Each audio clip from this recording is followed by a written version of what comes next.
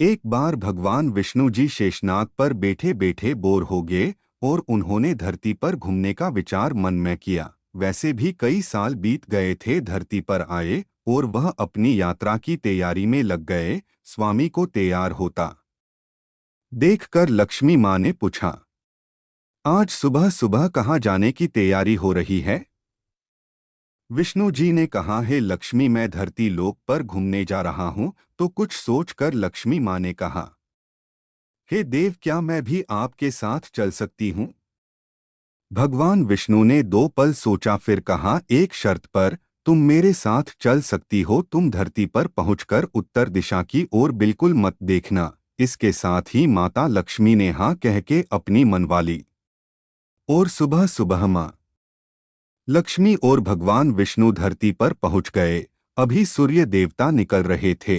रात बरसात होकर हटी थी। चारों ओर हरियाली ही हरियाली थी। उस समय चारों ओर बहुत शांति थी और धरती बहुत ही सुंदर दिख रही थी। और माँ लक्ष्मी मंत्रमुग्ध होकर धरती को देख रही थी और भूल गई कि पति को क्या वचन देकर आई है।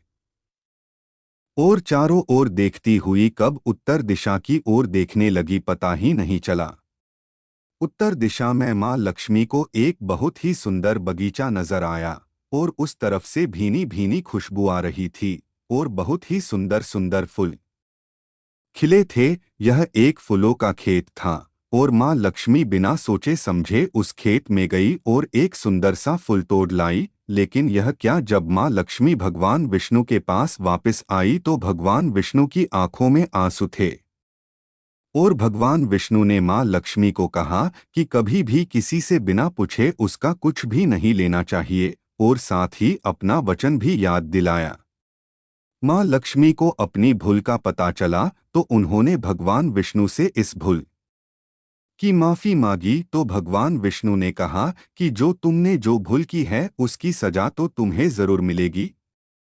जिस माली के खेत से तुमने बिना पूछे फूल तोड़ा है, यह एक प्रकार की चोरी है। इसलिए अब तुम 3 साल तक माली के घर नौकर बनकर रहो। उसके बाद मैं तुम्हें बैकुंठ में वापस बुलाऊंगा। माँ लक्ष्मी ने चुपचाप सर झुकाकर हाँ कर दी। आजकल की लक्ष्मी थोड़े थी और माँ लक्ष्मी एक गरीब औरत का रूप धारण करके उस खेत के मालिक के घर गई। घर क्या, एक झोपड़ा था और मालिक का नाम माधव था। माधव की बीबी, 2 बेटे और 3 बेटियां थी। सभी उस छोटे से खेत में काम करके किसी तरह से गुजारा करते थे।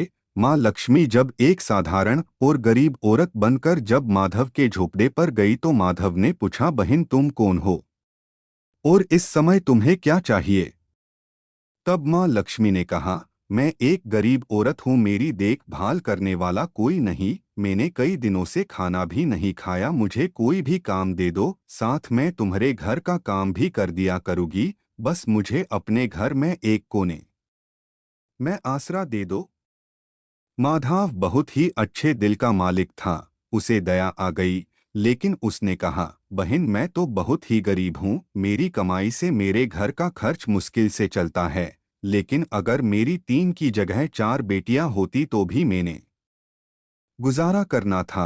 अगर तुम मेरी बेटी बनकर जैसा रूखा सूखा हम खाते हैं उसमें खुश रह सकती हो तो बेटी अंदर आ जाओ।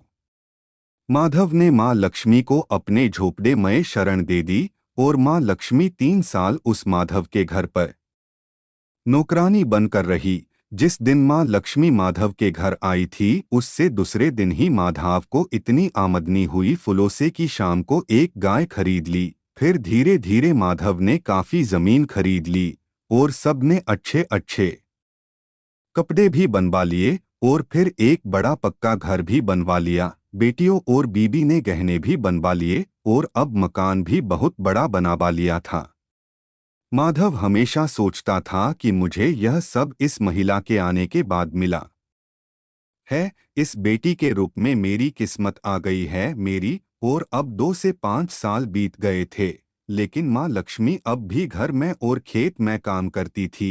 एक दिन माधव जब अपने खेतों से काम खत्म करके घर आया तो उसने अपने घर के सामने द्वार पर एक देवी स्वरूप गहनों से लदी एक औरत को देखा।